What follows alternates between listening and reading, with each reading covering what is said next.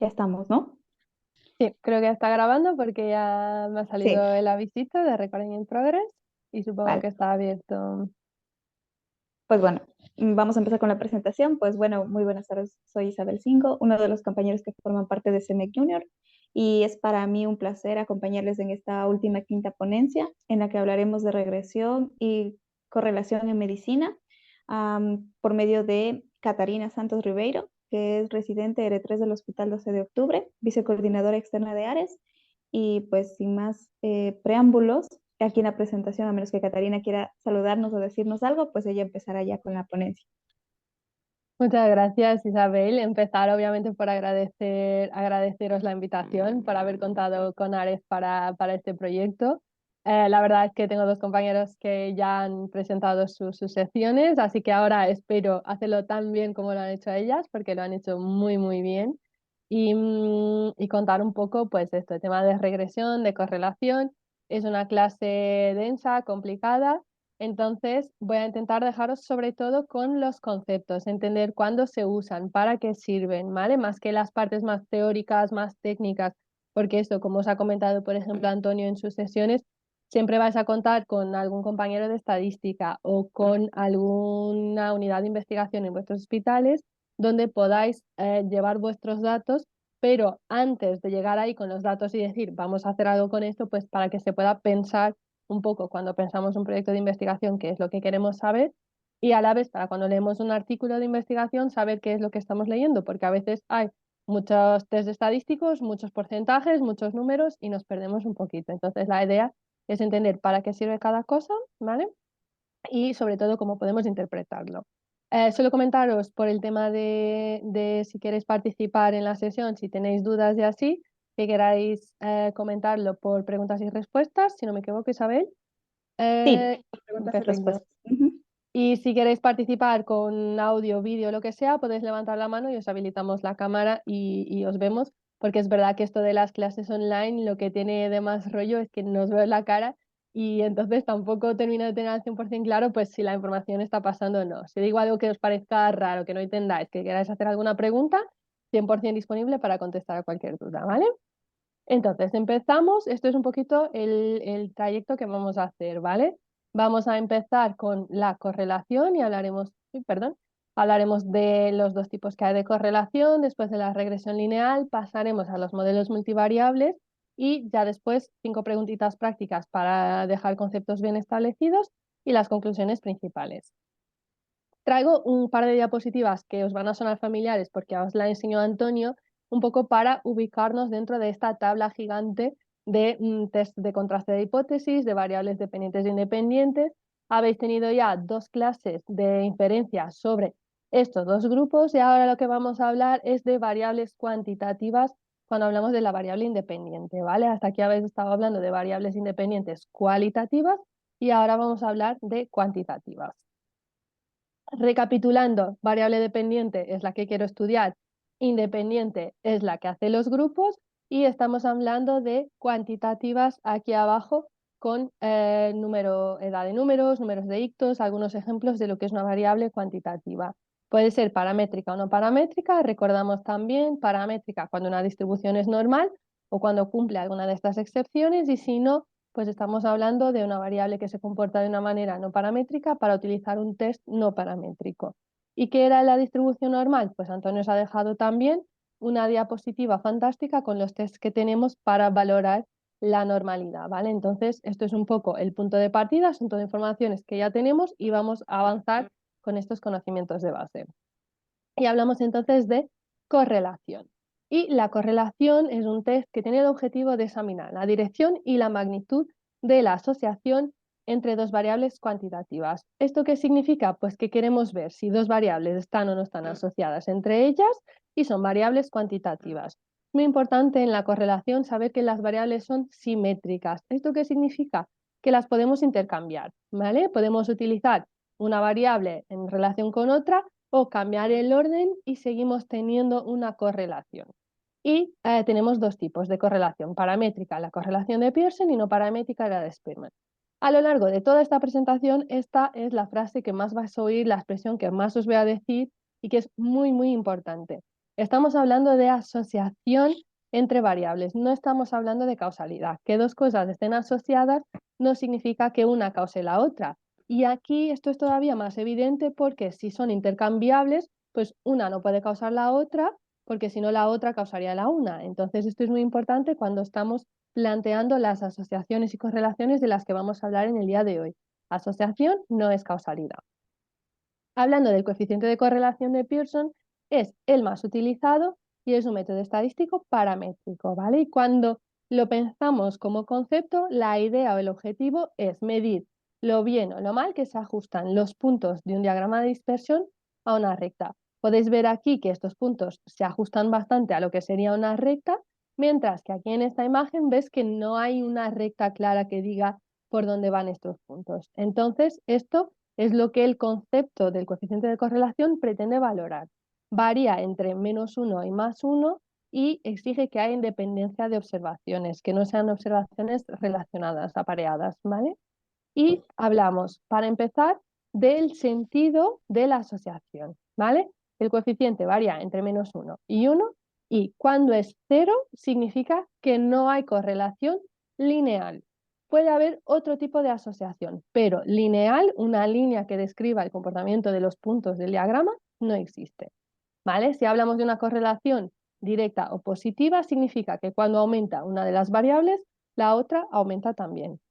Y si es inversa o negativa, lo que significa es que cuando aumenta una variable, la otra disminuye. Aquí no hablamos de variables dependientes o independientes porque, como hemos visto, son intercambiables. No obstante, esto nos dice si la relación es positiva o negativa, pero no nos dice si es una relación fuerte o débil. Y para eso lo que tenemos que ver son los valores absolutos del coeficiente, ¿vale? Si el valor absoluto es inferior a 0,30, es una asociación débil. Es lo que vemos aquí. Miramos al diagrama y no vemos una asociación, una correlación importante, ¿vale? Si está entre 0,30 y 0,70 es moderada y cuando estamos hablando de valores de más de 0,70 es una asociación fuerte. Gráficamente lo que vemos es que se asemeja más a una recta. Cuando hablamos del coeficiente de correlación de Spearman, el otro coeficiente de correlación que tenemos, estamos en esta parte de la tabla. Estamos hablando de un coeficiente de método estadístico no paramétrico. Es el coeficiente de correlación de Spearman o Rho, la letra griega. Os lo pongo así y no con el símbolo porque el símbolo de la letra es una P. Entonces nos liamos un poco con la P, el Pearson, el Spearman. Entonces la Rho de Spearman es el método estadístico no paramétrico, ¿vale? Y se puede utilizar también con variables ordinales. Varía también entre -1 y 1 y describe una asociación en general. No implica que sea lineal, ¿vale? No tiene por qué ser una línea recta. Utiliza rangos en lugar de los valores originales, al no ser paramétrico, y permite construir intervalos de confianza a diferencia de otros métodos no paramétricos que tenemos. Y volvemos a los posibles errores de interpretación. Los dos coeficientes de correlación se interpretan de la misma manera, ¿vale? Pero ten en cuenta las variables que estamos estudiando. Y uno de los principales errores que tenemos es asociar asociación con causalidad. Esto no es verdad, existen muchas asociaciones fortuitas. Ya a quien le interese, esta es una página web muy interesante, a quien le guste estos temas, en los que se estudian, se presentan gráficas con asociaciones aleatorias entre conceptos, ¿vale? Aquí tenemos, por ejemplo, una gráfica que muestra que hay una correlación con una R de un 0,974, o sea, una correlación muy fuerte y estadísticamente significativa entre el número de ataques por piratas en el mundo y el número de búsquedas en Google por download de Firefox. Sabemos perfectamente por nuestros conocimientos teóricos del tema que no hay una relación, que no hay una causalidad aquí, pero sí que existe estadísticamente una asociación entre estos dos conceptos. Y esto es importante no olvidarnos porque existen entonces estas asociaciones fortuitas.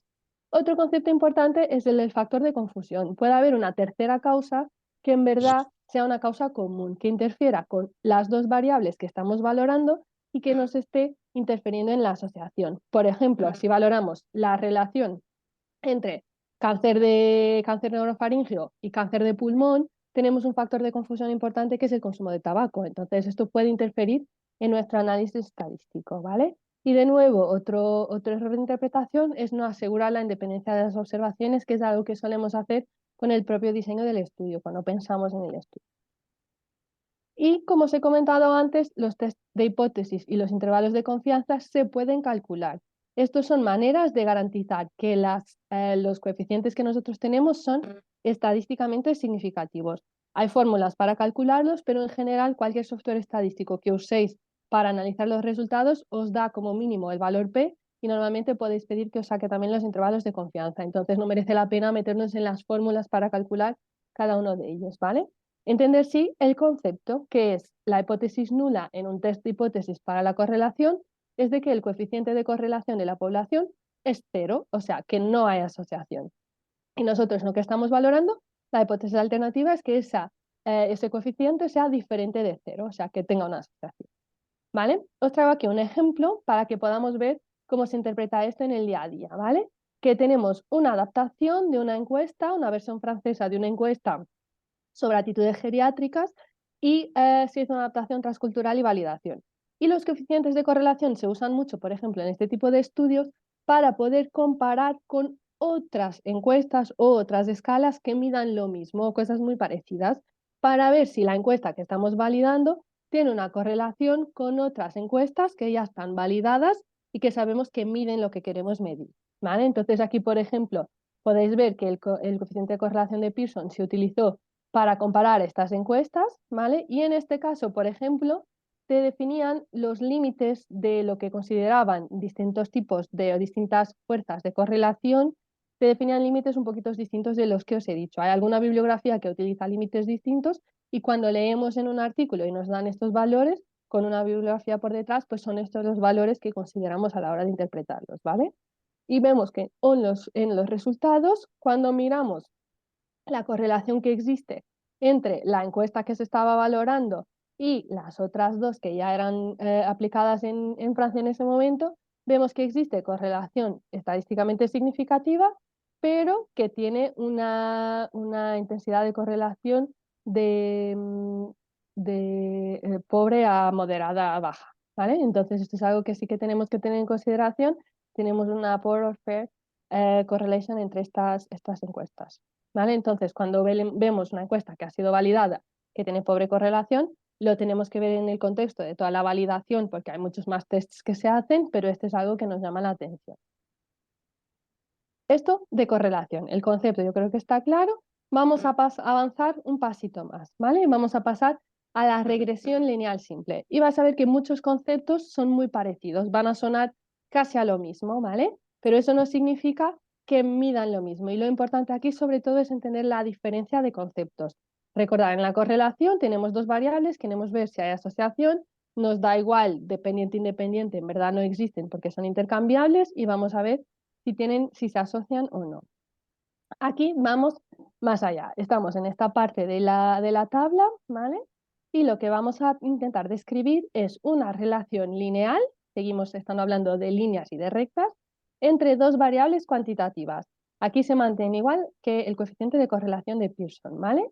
Pero queremos crear un modelo predictivo. No queremos solo ver si se asocian o no se asocian o si se asocian mucho y poco, sino que queremos decir, para un valor de una determinada variable independiente X, ¿qué valor va a tener la variable Y, la variable dependiente? ¿Vale? Queremos predecir valores y queremos saber qué porcentaje de cambio en la variable dependiente, perdón, en la variable Y es explicado por la variable que estamos estudiando, por la variable independiente, ¿vale? Entonces, en este caso, por ejemplo, no solo queremos saber cuál es la talla para una edad específica, sino lo que queremos saber es que, por ejemplo, el cambio de un año en la edad, cuánto cambia la talla predecida de las personas en el estudio, ¿vale?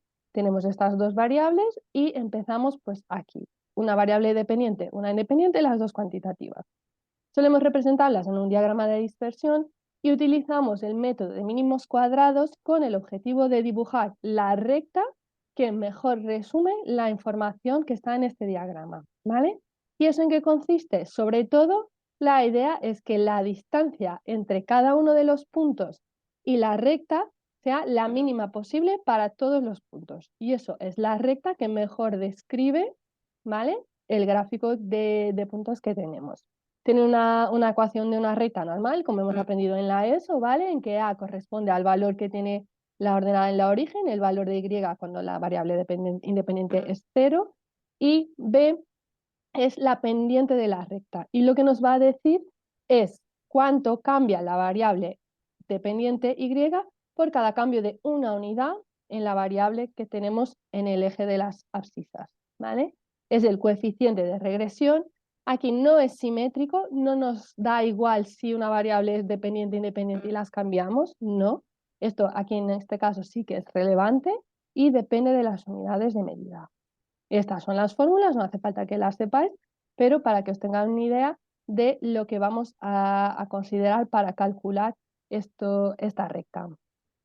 Y cuando tenemos la recta, pues después lo que tenemos que ver es, una vez más, ver esta recta, esta fórmula que yo tengo que me va a permitir predecir valores, crear un modelo predictivo, se adapta mejor al modelo que tengo yo, a los datos que tengo yo, que es simplemente la media de la población, porque al final cuando tenemos una media de la muestra, por ejemplo, es una predicción, ¿no? Sabemos que teniendo un valor medio, que los valores están en torno a esa, por ejemplo, en este caso, a esa talla. Entonces, lo que queremos ver es si nuestra recta va a explicar mejor que la hipótesis nula, que es predecir cada valor de y aplicándole simplemente el valor medio de y.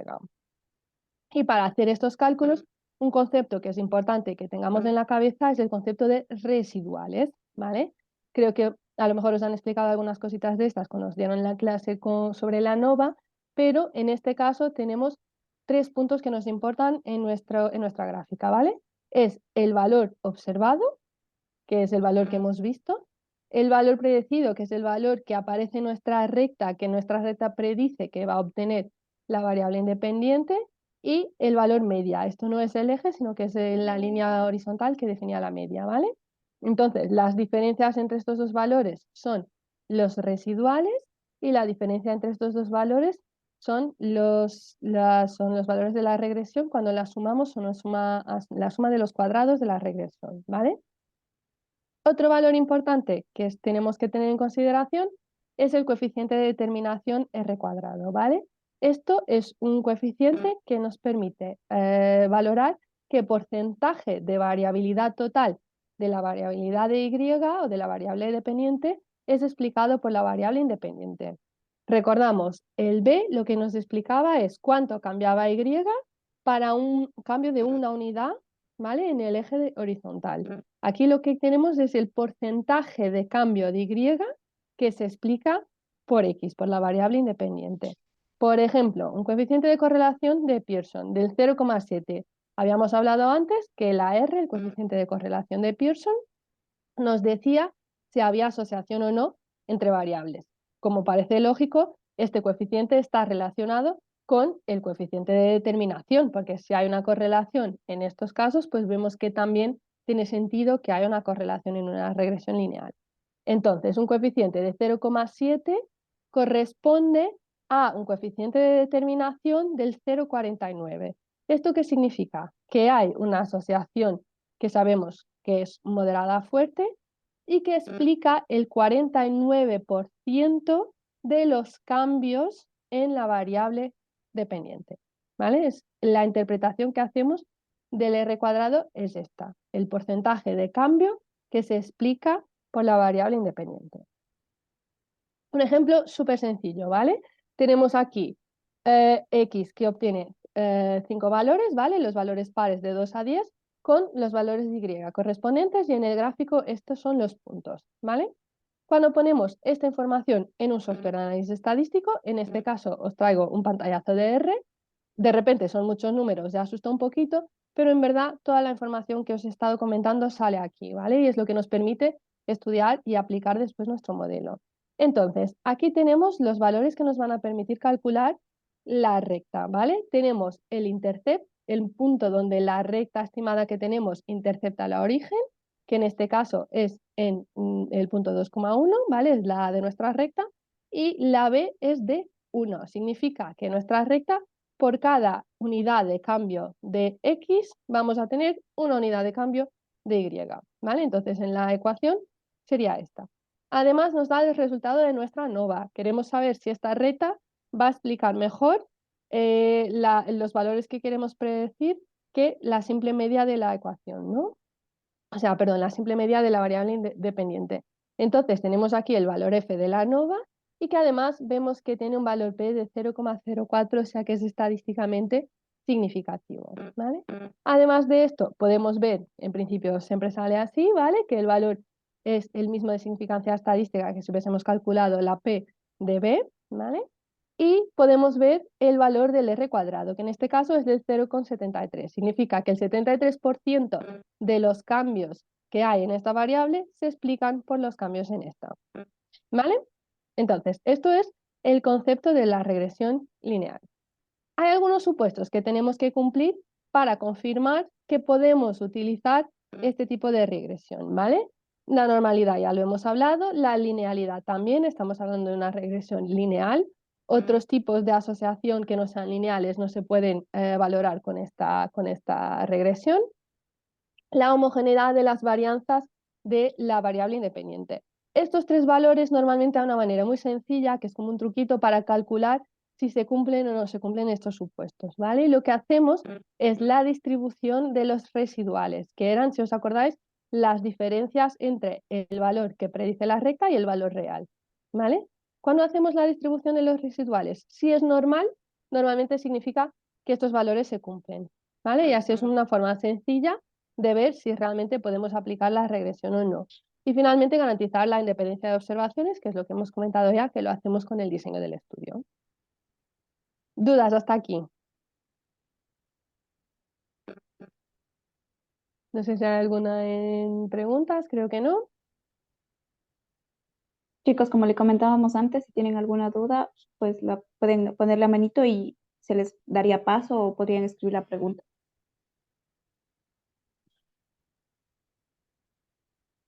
Si Venga, no, continuamos. seguimos para los modelos multivariables, ¿vale? La idea es que si hemos entendido bien cómo funciona la regresión lineal simple, los modelos multivariables de manera muy sencilla, pues es complicarlo un poquito más, pero la idea, el concepto base es el mismo, ¿vale?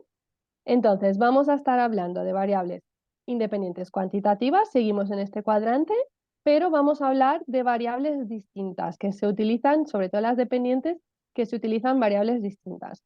Y son multivariables porque a nivel de variables independientes podemos añadir las variables que queramos, ¿vale? No tenemos que añadir solo una cuantitativa y una quanti o una quali, ¿vale?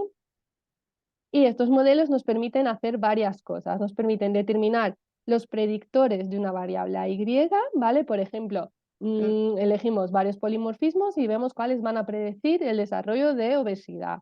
Construir un índice prognóstico para una condición a partir de los valores de varias variables X. Por ejemplo, cómo van a influir la edad, el sexo y la hipertensión arterial en el riesgo de desarrollar, por ejemplo, un infarto agudo del miocardio. Determinar efectos de una variable sobre otra variable teniendo en cuenta posibles factores de confusión, ¿vale? Podemos utilizar factores de confusión en algunas de nuestros modelos multivariables para poder valorar los efectos de una de las variables independientes o para detectar fenómenos de modificación, que una variable independiente vaya a modificar la variable dependiente, ¿vale? Estos son como conceptos muy abstractos, pero ahora vamos a concretar un poquito con algunos ejemplos. Entonces, vamos a empezar por ver cuando utilizamos cada una de los tres modelos de regresión de los que os voy a hablar. Hay más, ¿vale? Estos son tres ejemplos que se utilizan bastante en medicina, ¿vale? Y que conceptualmente, entendiendo los tres, es relativamente fácil entender los demás porque básicamente lo que hacemos es complicarnos un poco más, añadir más variables o añadir algún tipo distinto de variable, pero el concepto base es el mismo. Entonces, aquí estamos hablando de regresiones en la que las variables independientes pueden ser cuantitativas o dicotómicas, ¿vale? Pueden ser cuantitativas, numéricas o variables de sí, no. Y las variables dependientes van a tener las características que están aquí abajo en esta línea. Entonces, por ejemplo, en la regresión múltiple vamos a tener una variable dependiente cuantitativa. ¿Esto qué significa? Pues que vamos a evaluar, por ejemplo, en este caso, el cambio de peso en kilogramos. Esto es una variable cuantitativa, número de kilos. Queremos valorar la supuesta causa, que en este caso sería la intervención dietética, pero queremos tener también en consideración pues, el centro sanitario, la edad o el sexo. En la regresión logística tenemos variables dependientes dicotómicas, es una variable de sí o no. En este caso, por ejemplo, incidencia de depresión en la edad adulta. Queremos valorar si existen otras, cuál es la influencia, perdón, de la imagen corporal de los 5 años en la incidencia de depresión, pero queremos tener en consideración también el índice de masa corporal. Finalmente, en la regresión de Cox, pues lo que vamos a hacer es medir una variable que es un poquito rara, que lo que vamos a medir es tiempo hasta un evento. Entonces, queremos medir si existe un evento, ¿vale? Que sería una variable de sí, no, perdón, y valorar el tiempo que tardamos en llegar a este evento. En este caso, la mortalidad durante un seguimiento de 7 años. Pero queremos incluir una serie más de variables. ¿Esos conceptos están más o menos claros?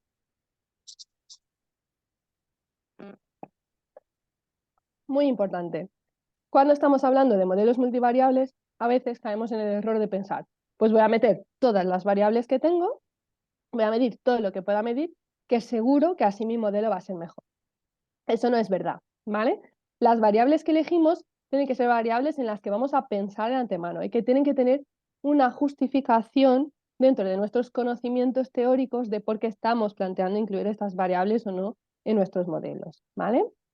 Más variables corresponden casi siempre a un mayor riesgo de un error alfa o error del tipo 1. Entonces, tampoco queremos tener un modelo con muchas variables independientes que nos pueda conllevar a tener errores.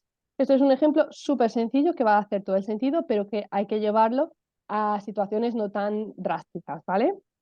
Si yo quiero hacer un estudio en que quiero evaluar el efecto de la edad de la menopausia y el nivel de actividad física, que van a ser dos variables cuantitativas, en un índice de fragilidad, que sería también una variable cuantitativa, no tiene ningún sentido que una de las variables que yo quiera meter en mi estudio sea, por ejemplo, el diámetro prostático, porque no tiene relación, no tiene ninguna lógica. Yo sé de mis conocimientos teóricos que si quiero evaluar el efecto de la menopausia y de la actividad física, pues esto es una variable que no tiene sentido en mi estudio, ¿vale?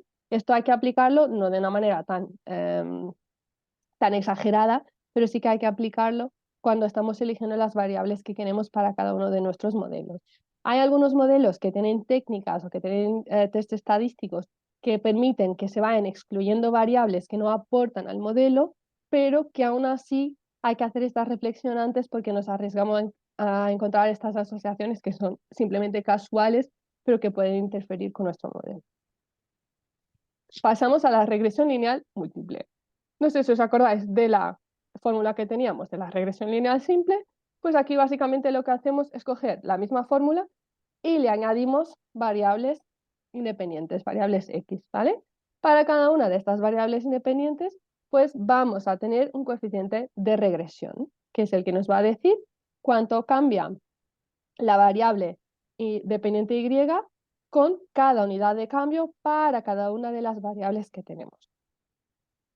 Y el concepto más importante de entender respecto a la regresión lineal múltiple es la interpretación condicional que tiene este tipo de regresión, ¿vale? Esto es lo que nos permite valorar la significancia estadística y básicamente sabemos que la hipótesis nula para cada una de nuestras variables, ¿vale? Es que esa variable no mejora la predicción que tenemos, el modelo que tenemos condicionalmente a que las otras variables ya hayan sido tenidas en cuenta. Esto es un poco confuso, pero este es un ejemplo muy sencillo que permite entenderlo muy bien. ¿Vale? En este ejemplo, lo que se quería estudiar era el efecto de la temperatura rectal y de la temperatura axilar en la frecuencia cardíaca en pacientes con fiebre. Sabemos que, por nuestros conocimientos teóricos, que cuando aumenta la temperatura, normalmente aumenta también la frecuencia cardíaca. Y lo que se quería estudiar es si había una regresión, una correlación, y más que correlación, si podía explicarse a través de un modelo de regresión, ¿vale? Cuando hacemos el modelo de regresión, vemos una regresión múltiple, vemos que ni la temperatura rectal ni la temperatura axilar tienen una asociación que sea estadísticamente significativa, ¿vale? La P es mayor que 0,05 y no es significativo. ¿Esto significa que no se asocian con el aumento de la frecuencia cardíaca? Sabemos que no, lo sabemos de nuestros conocimientos teóricos y además cuando miramos los modelos de regresión lineal simple, tanto cuando tenemos la temperatura rectal como con la temperatura axilar, vemos que los valores sí que son significativos, o sea, sí que hay una asociación entre la temperatura rectal y la frecuencia cardíaca y entre la temperatura axilar y la frecuencia cardíaca. Entonces, ¿qué es lo que está pasando en nuestro modelo de regresión lineal múltiple? Pues básicamente, cuando miráis este modelo, yo lo que estoy preguntando es si la temperatura rectal, cuando ya he tenido en cuenta la temperatura axilar, va a tener un factor o un efecto predictivo de la frecuencia cardíaca, se va a tener algún tipo de relación. Y claro, cuando yo ya he tenido en cuenta la temperatura axilar, la temperatura rectal no me va a aportar nada. Lo mismo al revés. Cuando yo ya he tenido en cuenta la temperatura rectal, la temperatura axilar no me va a aportar nada nuevo, no va a ser significativa para cambiar mi modelo o para ayudarme a que mi previsión sea mejor.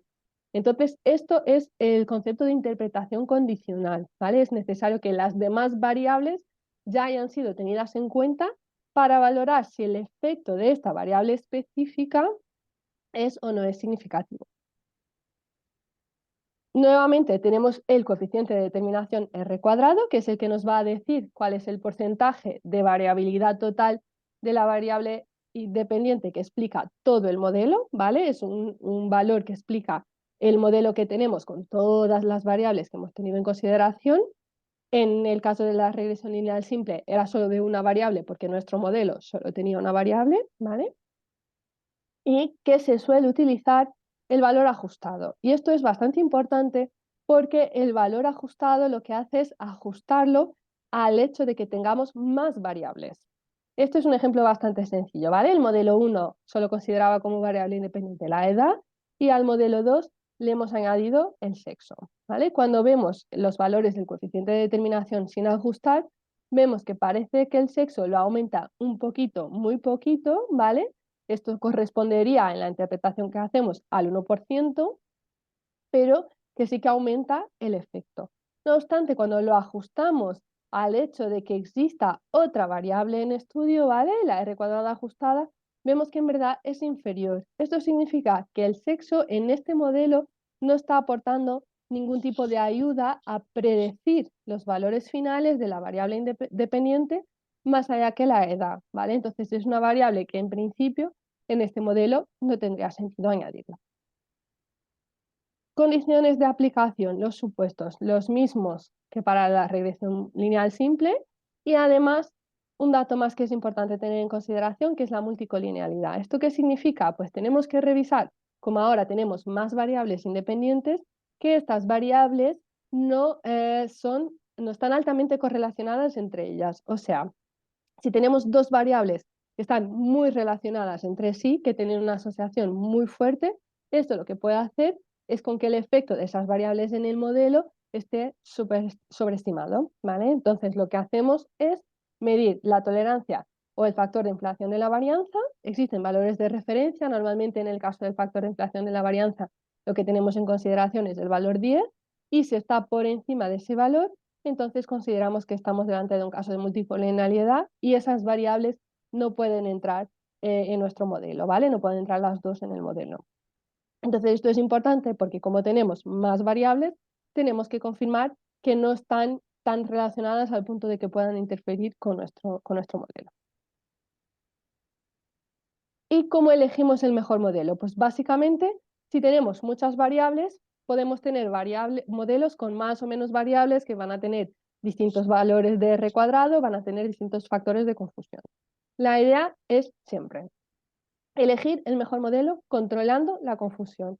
Un factor de confusión básicamente lo que hace es lo que está en este esquema, es un factor que se asocia tanto con la exposición como con el efecto, lo que hace con que esta línea de exposición-efecto no se pueda analizar claramente porque hay un factor que está confundiendo al interferir en las dos, ¿vale?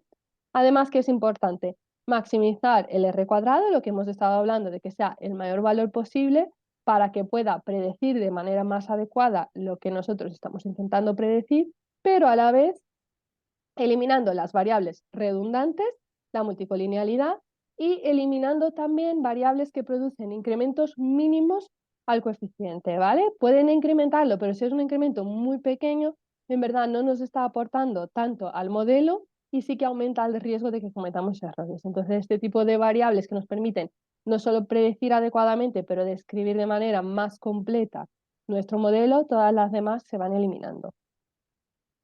Y aquí tenemos un ejemplo de un estudio, ¿vale? Os traigo un artículo científico en los que se quería predecir la prescripción de fármacos en residencias de ancianos, ¿vale? Es un estudio que, para empezar, la parte de análisis estadística está bastante interesante en el sentido de que utilizan varios métodos para medir cosas distintas, pero varios métodos de los que habéis hablado a lo largo de estas semanas, ¿vale? Por ejemplo, han utilizado una ANOVA, un chi-cuadrado, un análisis de correlación de Pearson y finalmente una regresión lineal, ¿vale? Con varias variables, las que están aquí, que podrían ser factores de confusión, ¿vale? Se utilizó un valor P de 0,05 y abajo de eso lo considerábamos como estadísticamente significativo.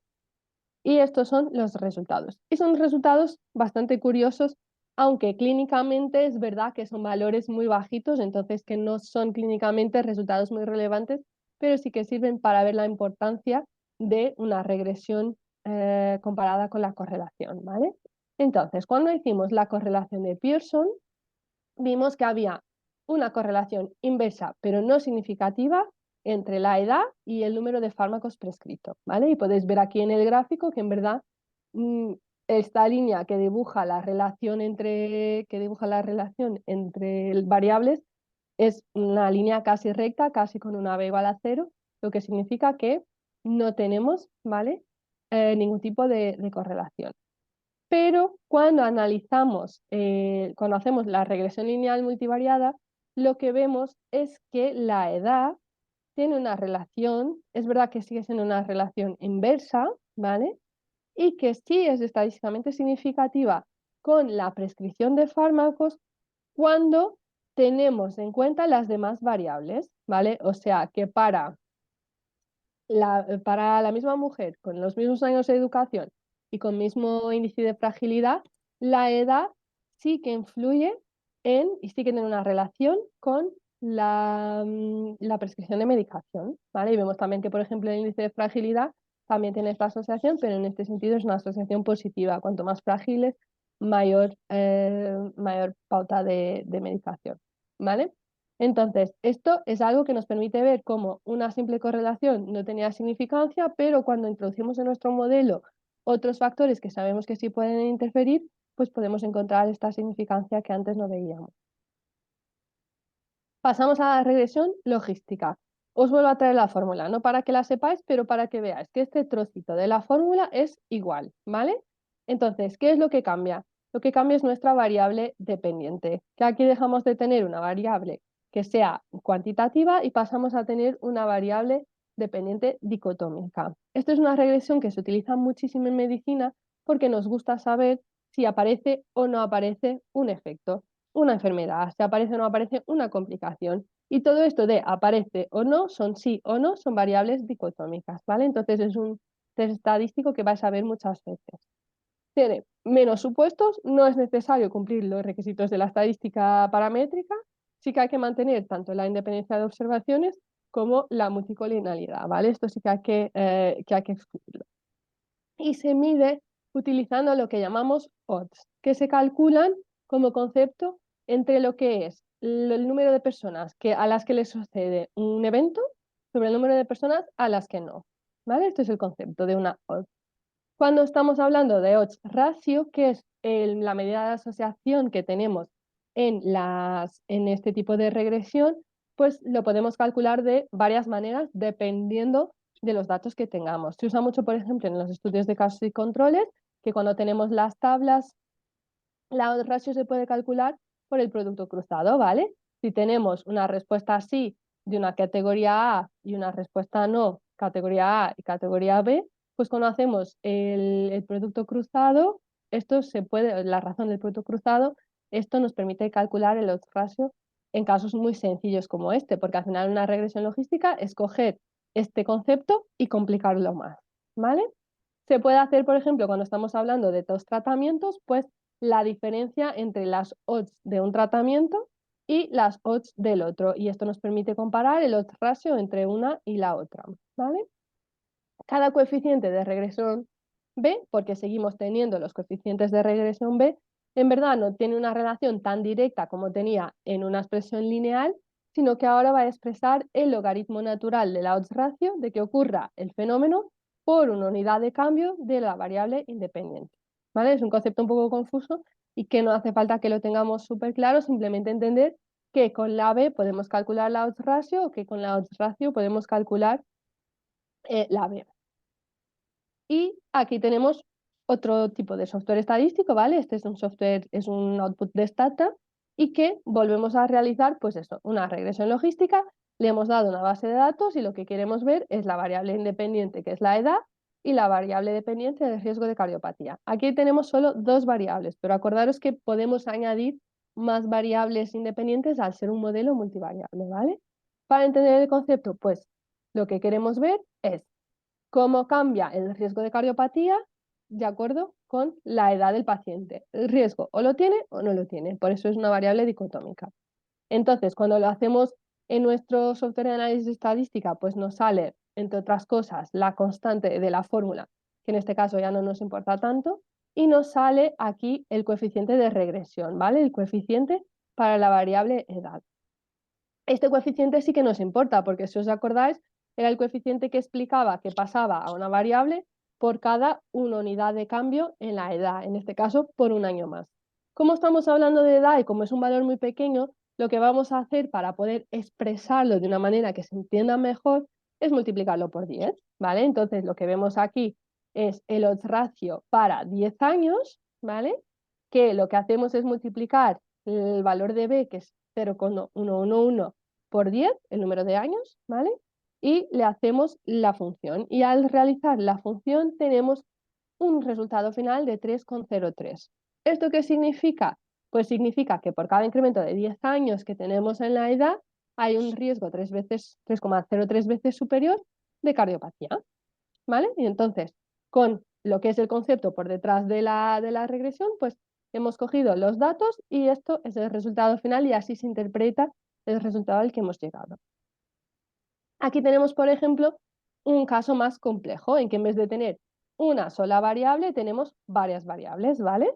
Entonces tenemos los coeficientes de regresión de todas estas variables y aquí era la variable dependiente, era el conducir alcoholizado, ¿vale? Entonces vamos a valorar las personas que han conducido alcoholizadas teniendo como variable independiente el sexo, los grupos de edad, los kilómetros del estado civil. Aquí lo que tenemos que hacer antes de hacer este análisis, no voy a entrar muy en detalle, pero para que entendáis el concepto, es crear lo que se llaman dummies, que es estado civil, por ejemplo, le falta aquí una categoría, que es soltero. Es una categoría que, o sea, es una variable que tiene 4 categorías, no es dicotómica y no es cuantitativa, que es lo que hemos dicho antes, que podían ser las variables en este tipo de modelos. Entonces, ¿qué hacemos? Pues creamos variables de jugar, variables que son la comparación entre, por ejemplo, ser casado o la variable de referencia que es ser soltero. Lo que hacemos es un juego de unos y ceros. Por ejemplo, si la variable es soltero y la otra es casado, pues los casados van a tener un 1 en la variable de casados o un 0 si son cualquier otra cosa que no sea casado. ¿Vale? Entonces esto se hace también, los programas estadísticos lo hacen, ¿vale? Solo para entender el concepto y permite convertir en variables dicotómicas variables que en verdad son categóricas, ¿vale? Entonces todos estos resultados son siempre respecto al grupo de referencia. Ejemplo, tenemos aquí un coeficiente de regresión que es de los más altos que tenemos en el grupo de edad de 35 a 40 años, ¿vale? Con un odds ratio de 2,8. ¿Esto qué significa? Significa que manteniendo las demás variables, ¿vale? Teniendo en consideración las demás variables, las personas en el grupo de edad de 35 a 40 años tienen 2,8 veces mayor probabilidad de conducir borrachos que las personas de 18 a 25 años, que es el grupo de edad de referencia. ¿Vale? Entonces, lo que estamos hablando es de este valor en relación al grupo de referencia, teniendo en consideración que las demás variables han entrado en la ecuación. ¿Vale? Es el cambio que es solo debido a este punto. Y vamos a otro ejemplo. En este caso tenemos un estudio que está relacionado con las actividades básicas e instrumentales de la vida diaria, ¿vale? En adultos mayores. Y se hizo una regresión logística para estimar la asociación entre algunas variables independientes con las dificultades en las actividades de la vida diaria básicas e instrumentales. El test que se ha utilizado aquí es uno de estos tests que os he comentado que se pueden utilizar cuando queremos analizar si nuestras variables aportan o no aportan al modelo, ¿vale? En este caso, cuando las P's de este test eran mayor que 0,15, las variables utilizadas se quitaban del modelo de regresión. Hay varias estrategias y varias técnicas que se pueden utilizar que no son relevantes ahora mismo, pero para que entendáis a qué se refiere, ¿vale? Entonces, los resultados que se presentan como odds ratios con sus intervalos de confianza porque seguimos pudiendo hacer tests para valorar si los valores que tenemos son significativos o no, ¿vale? Y con la significancia estadística.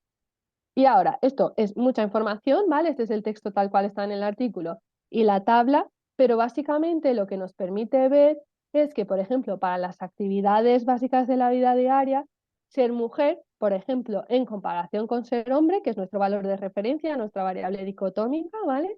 Ser mujer sí que tiene un riesgo 1,39 veces mayor de desarrollar o de tener problemas a la hora de desarrollar las actividades básicas de la vida diaria, ¿vale? Con un valor que es estadísticamente significativo y un intervalo de confianza que en el caso de los ratio, como va de 0 a más infinito y el punto que nos importa es el 1, que es cuando no hay diferencias, entonces es cuando tenemos nuestro valor nulo en el intervalo de confianza, lo que estamos presentes es que sí que existe una relación, que es un factor que aumenta la probabilidad de que pase, ¿vale? Y que sí que es estadísticamente significativo.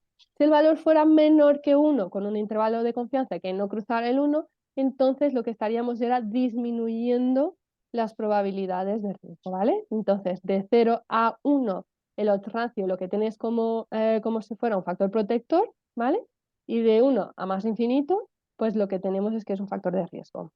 Puede no ser protector de riesgo porque depende de las variables que estamos estudiando, pero la idea es esta, ¿vale? Y aquí tenéis otros ejemplos, pero básicamente esto es lo que nos dice la regresión logística. Y finalmente, en los últimos 5 minutillos que quedan, os voy a comentar la regresión de Cox, ¿vale? En este caso no voy a entrar mucho en detalle, pero sí que hay algunos conceptos que son importantes de entender porque también es una regresión que se utiliza bastante porque está relacionada con el tiempo hasta que transcurre un evento, ¿vale? Y es un evento que solo sucede una vez. No tengo muy claro si os han comentado ya el tema de las curvas de supervivencia, así que os voy a hablar así muy por encima de lo que son y básicamente la regresión de Cox lo que hacemos es coger los conceptos básicos de las curvas de supervivencia del método de Kaplan-Meier y lo complicamos y le metemos más variables, ¿vale? Permite obtener estimaciones ajustadas por factores de confusión. Es el único método de estos que os he estado contando que sí que ajusta por factores de confusión. Y la medida de asociación se analiza de la misma manera que el odds ratio, ¿vale? Y es el hazard ratio, porque no vamos a verificar, a contrastar odds, sino que hazard. El análisis de supervivencia, de manera muy sencilla, básicamente es un método que nos permite estimar la probabilidad de supervivencia individual acumulada a lo largo del tiempo, ¿vale? Entonces, aquí básicamente lo que nos permite hacer la regresión es predecir la permanencia libre de evento. La forma más sencilla que existe, pues es cuando seguimos a un grupo de pacientes, ¿vale? Por un número X de años y queremos ver si pasa o no pasa un efecto. Se llama análisis de supervivencia porque tradicionalmente se hace con el efecto muerte, porque es un efecto que solo pasa una vez, ¿vale? Y que es muy definitivo a nivel de seguimientos, pero se puede utilizar en otros contextos, ¿vale? Se puede utilizar, por ejemplo, en respuestas a fármacos o para otros eventos, siempre y cuando sean eventos que solo pasan una vez y que eso no nos interese medir la primera vez que pasan, ¿vale? Entonces, aquí tenemos, por ejemplo, 6 pacientes, aquí tenemos el número de personas en riesgo, en este caso en riesgo de fallecer, porque lo que estamos midiendo es mortalidad, ¿vale? Y aquí el tiempo de seguimiento. Y vemos, por ejemplo, que el primer paciente lo hemos seguido durante un año hasta que ha fallecido. Esto significa que al final del año lo que tenemos aquí es una disminución, o sea que teníamos a 6 pacientes en riesgo hasta este momento cuando fallece nuestro primer paciente, pues ya solo tenemos a 5 pacientes en riesgo, ¿vale? Hacemos el seguimiento, tenemos a 5 pacientes en riesgo y vemos cómo a lo largo del tiempo pues van o dejamos de seguirles porque se termina el estudio, porque empezamos a seguirles más tarde, también puede pasar, o porque por algún motivo que no sabemos, y eso es muy importante, por algún motivo que no sabemos han dejado el estudio, ¿vale? Entonces, en estos casos, lo que tenemos que hacer es básicamente ir viendo a lo largo del tiempo de seguimiento cuántos pacientes seguimos teniendo en riesgo versus cuántos ya no están en riesgo, ¿vale? Después con esto se puede hacer cálculos de log-rank, del análisis de supervivencia, se puede sacar mucha información, pero este es el concepto base que está por detrás de lo que es un análisis de supervivencia. Cuando lo trasladamos a la regresión y al hazard ratio, lo que vamos a mirar básicamente es pues en lo mismo, pero en distintos grupos, por ejemplo, o con más variables. No queremos solo ver el impacto de una variable, sino que de varias. Aquí, por ejemplo, vamos a hacer este ejemplo que es a los 2 años lo que vamos a mirar, ¿vale? Aquí tenemos pacientes que han fallecido, las D, y tenemos un paciente que ha abandonado, ¿vale? Que ha abandonado el estudio. Entonces, yo quiero ver cuál es el hazard ratio a los 2 años, ¿vale? Entonces voy a ver en el grupo a los 2 años tengo a un paciente fallecido, ¿vale? Y los demás están en estudio. ¿Esto qué significa? Que 1 de 5 es mi hazard, la fórmula más sencillita de fallecer en este caso, ¿vale? Después, si miramos en el grupo B, vemos que son 2 de 6. Llegamos aquí al punto en que tenemos los 6 pacientes en riesgo, ¿vale? Y 2 han fallecido. Entonces, cuando hacemos el cálculo, vamos a ver que lo que tenemos es un hazard ratio de 1,67. Hemos puesto de grupo de referencia al grupo B en relación al grupo A. ¿Esto qué significa? Que el grupo B tiene una mortalidad que es 1,67 veces mayor que la de A o un 67% superior, ¿vale? El 1 sería que sea igual, entonces el incremento es todo lo que le sumamos al 1 a nivel de porcentaje, ¿vale? Si fuera, por ejemplo, un 2,67, la mortalidad sería un 167% superior en B, ¿vale? O sería, cuando son valores así más altos, solemos decir 2, 3, 4 veces mayor. Y finalmente, un otro ejemplo para intentar entender esto un poquito mejor. Estamos hablando de un análisis de Cox, ¿vale? Estamos hablando de un análisis basado en la población, del factor de riesgo, de predictores de riesgo y pronósticos de metástasis óseas en pacientes con cáncer de páncreas, ¿vale? Lo que queremos ver es en paciente con cáncer de páncreas si hay factores de riesgo, factores predictores de pronóstico de desarrollo de metástasis óseas. Y cuando se hace el estudio, se hace primero un análisis univariado, ¿vale? En que lo que se hace es comparar cada una de las variables con cuál es su efecto en la variable dependiente a estudio, y después se hace un estudio multivariado, un modelo más complejo, en que sí que se cuentan con las varias variables. Y lo que vemos es que, por ejemplo, la edad, que lo vemos aquí, sí que tiene una asociación independiente como factor prognóstico del desarrollo de metástasis óseas, ¿vale? En este caso es un valor muy bajito, sería de un 3%, pero que cuando miramos al intervalo de confianza y al valor P vemos que es un valor significativo, ¿vale? Es un porcentaje bajo, pero sí que es significativo. Por ejemplo, en este caso, la etnia o la raza negra, en comparación con la blanca, sí que tiene mucho más riesgo y que sigue siendo significativo, ¿vale? Entonces, esto es un poco como interpretar, por ejemplo, una tabla en un artículo que nos hable de la regresión de Cox. Es bastante más complejo porque suele tener también curvas de supervivencia que son bastante más complejas de interpretar, pero la básico de una variación, de una regresión de Cox en la que tengas que interpretar los resultados, es este el concepto, ¿vale? Entonces, vamos a pasar a las preguntas. Son 5 preguntitas, ¿vale? Algunas ya las conocéis casi seguro porque son preguntas MIR, pero la idea sobre todo es que las pensemos un poquito. La primera tarda un poco más, entonces os voy a enseñarla poco a poco, ¿vale? Es una pregunta de MIR que pregunta, de acuerdo con los resultados del ensayo clínico que están en esta imagen, ¿vale? ¿Cuál es la conclusión correcta? Os voy a dejar como un minutito para que echéis un ojo a la tabla, ¿vale? Porque tiene mucha información y es importante echarle un ojo e intentar leerla bien.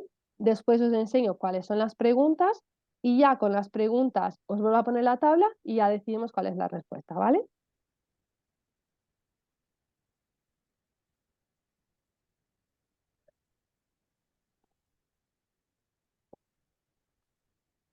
Todavía no está la pregunta, por si queréis esperar a contestar. Mm.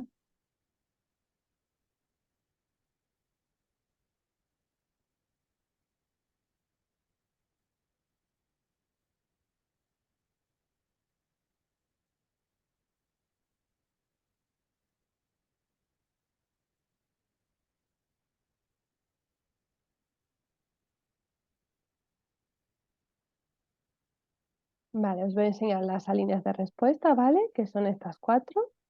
Teníamos dos tratamientos, un experimental en comparación con la metformina, y la primera es que este tratamiento reduzca significativamente la tasa de eventos en comparación con la metformina, porque la SARS ratio está por debajo de 1 con una P significativa, ¿vale? La segunda es que el estudio no es concluyente porque el límite inferior del intervalo de confianza no permite descartar la diferencia, ¿vale? Se muestra la no inferioridad porque el valor de P de superioridad no es significativo. Y finalmente ponemos que el tratamiento experimental es no inferior de acuerdo a las condiciones prefijadas en el protocolo del estudio, ¿vale? Entonces, podemos abrir la pregunta si queréis contestar.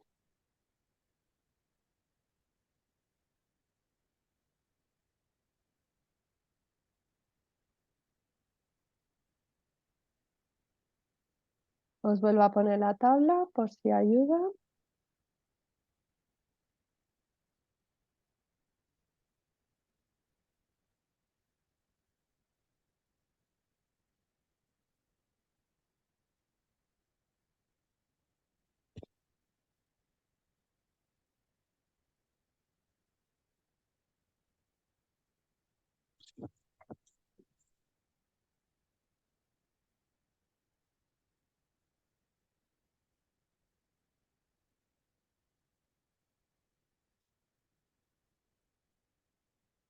Creo que podemos cerrar la respuesta.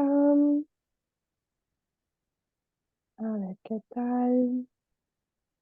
Muy bien, pues básicamente la pregunta tiene un poquito de trampa, ¿vale? Tiene trampa en el sentido en que estamos hablando de una prueba de no inferioridad, ¿vale? Y es muy relevante ver lo que nos dicen en este caso en la leyenda de la tabla. Tenemos una P de no inferioridad que sí que es significativa, ¿vale?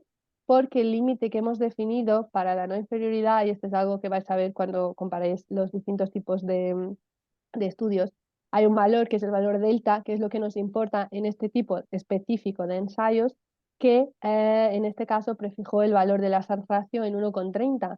¿Esto qué significa? Que aquí que tenemos un hazard ratio que efectivamente cruza el 1, o sea que para la superioridad no nos permite tener un resultado que sea estadísticamente significativo, para lo que es el ensayo de no inferioridad sí que nos permite sacar conclusiones, ¿vale? Entonces, sí que es un estudio que es concluyente, ¿vale? Os voy aquí a volver atrás.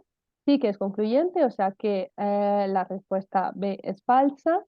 No tenemos una reducción significativa porque lo que tenemos es que no es inferior, pero no podemos decir que es superior, ¿vale? Y se demuestra la no inferioridad porque el valor de P de superioridad no es significativo, no tiene nada que ver una cosa con la otra. La no inferioridad se explica con recurso a lo que son las pruebas de no inferioridad y la P de no inferioridad, ¿vale? Es normal que planteemos que el estudio no es concluyente por los valores de referencia que hemos hablado, y aquí el quid de la cuestión está precisamente en el hecho de que el límite de no inferioridad se ha fijado en un valor superior, ¿vale? Seguimos para la siguiente pregunta. Esta es muy sencilla, súper rápida de contestar, 30 segunditos. Además lo he hecho mucho.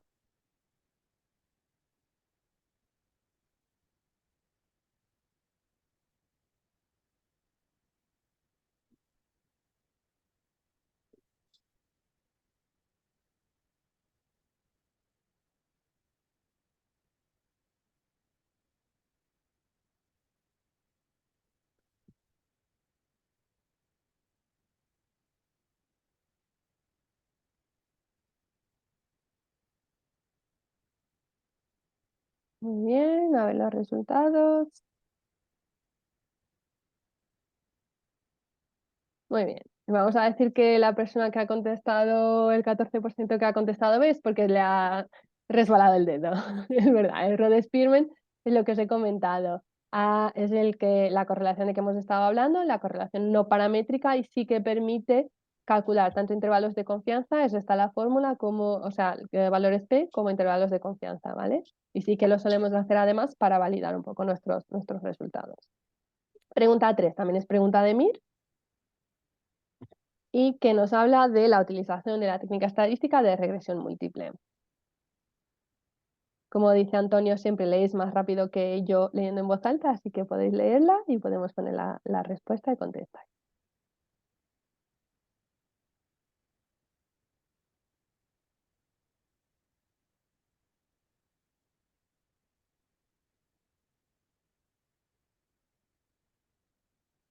¿Puede que no esté lo de contestar? Pues que no me sale a mí.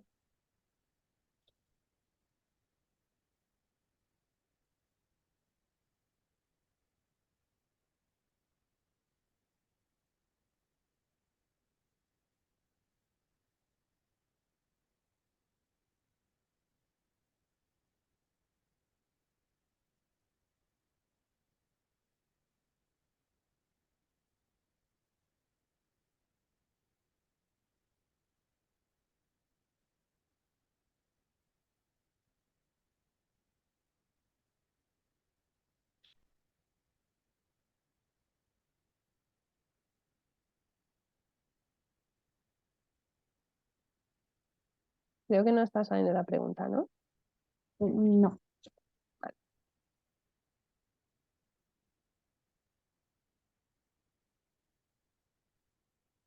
Vale. Catarina, mientras tenemos una pregunta que nos hicieron. Te Ujú, la digo ya para aprovechar un poquito el tiempo hasta que sí. lancen la pregunta. Mar nos pregunta acerca de por qué las variables categóricas deben ser dicotómicas.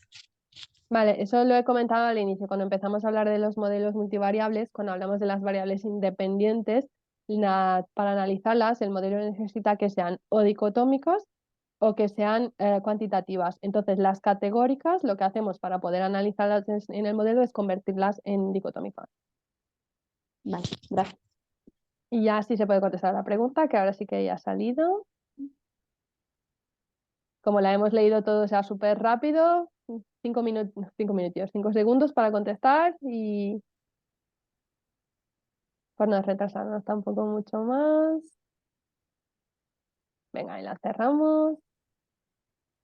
Y habéis contestado, uy, perdón, la B, la C y la D. Vale, muy bien. Cosas importantes. La habéis dicho que no tiene mucho sentido, ¿no?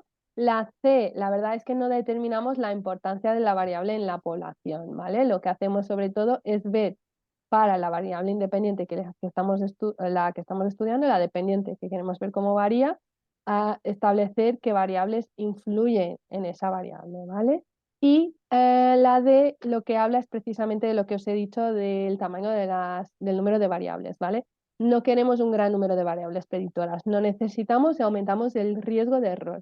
No queremos seleccionar muchas, queremos elegir bien. Queremos, cuando pensamos en nuestro estudio, cuando hacemos la revisión bibliográfica, cuando lo pensamos, queremos recoger variables que sí que por algún motivo pueden influir en la regresión, ¿vale? Entonces no queremos un gran número, sino que queremos que sean las más adecuadas o buscar variables que creamos que pueden estar asociadas, ¿vale? Vamos a la pregunta 4. Voy a dejar también que leáis vosotros el enunciado, ¿vale? Que es larguito.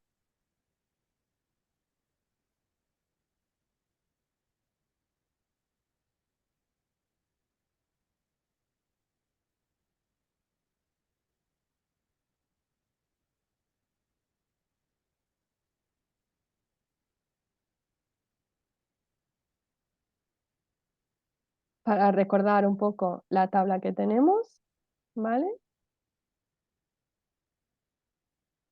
Que es donde tenemos todas las variables. Y la pregunta, pues aquí lo que teníamos.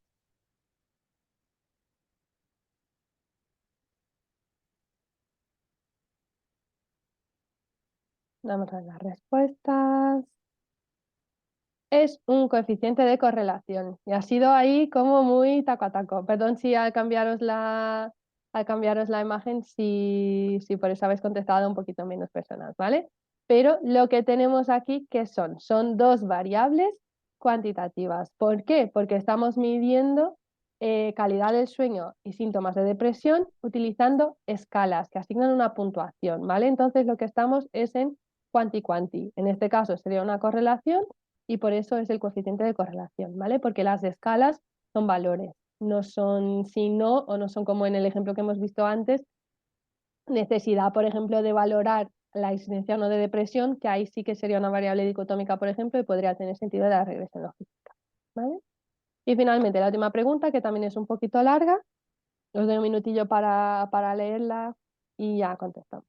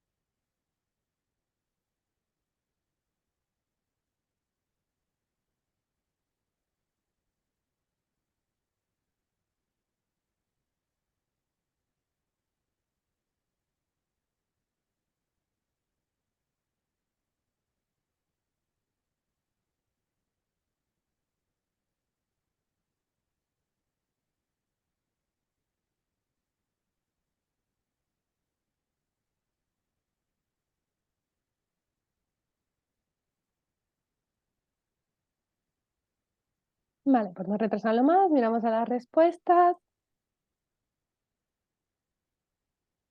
Vale, entonces era para elegir la falsa, para empezar, que siempre tiene trampa un poquito, ¿vale? Y estamos hablando de un estudio observacional, ¿vale? En lo que hemos hecho ha sido comparar el tratamiento con radioterapia o quimioterapia después de un año, ¿vale?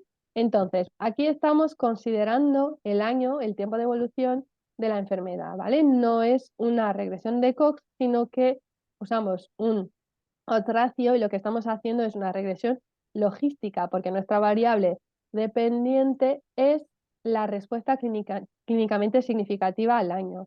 No es cuántas personas respondieron significativamente durante el primer año o durante X años, sino que en un año cuántas respuestas tenemos que es clínicamente significativa, ¿vale? Entonces, no es una regresión de Cox, sino que es una regresión logística y si había alguna duda cuando lo analizamos con un odds ratio y no con un hazard ratio es porque lo que estamos midiendo es la logística, ¿vale? ¿Y por qué es falsa esta?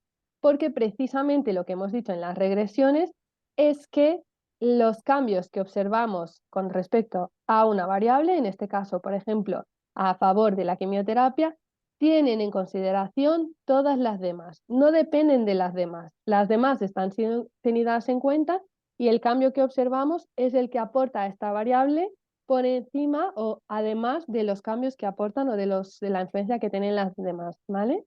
Entonces, la posibilidad de obtener una respuesta clínicamente significativa es 4,1 veces superior, que es el valor del odds ratio, ¿vale?